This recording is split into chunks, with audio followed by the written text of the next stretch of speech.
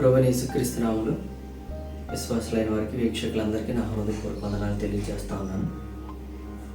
నేను వాదలకుంట్లో సంఘ పరిచర్య చేసేటువంటి చిన్న సేవకుడిని.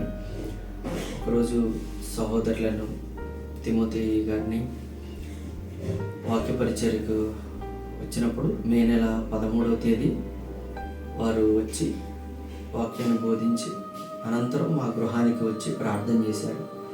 ప్రార్థన చేస్తున్నప్పుడు దేవుడు వారికి ప్రేరేపించిన విధంగా మీరు పరిచర్యలో ఒక కారుతో దీవించబడబోతూ ఉన్నారని చెప్పారు.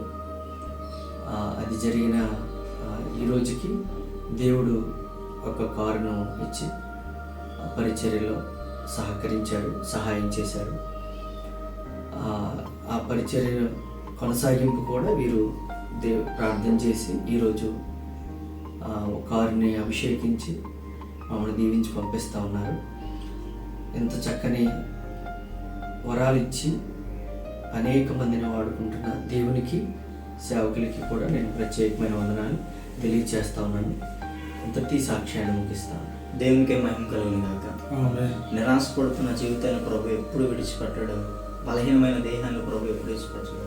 దానికి నేను ఒక మాట చెప్తున్నానండి, లైఫ్లో నాకు ఏది లేదని ఎప్పుడు అనుకోక దేవుడు నీకు ఇవ్వబోతున్నాడు. ఆమె అందరికన్నా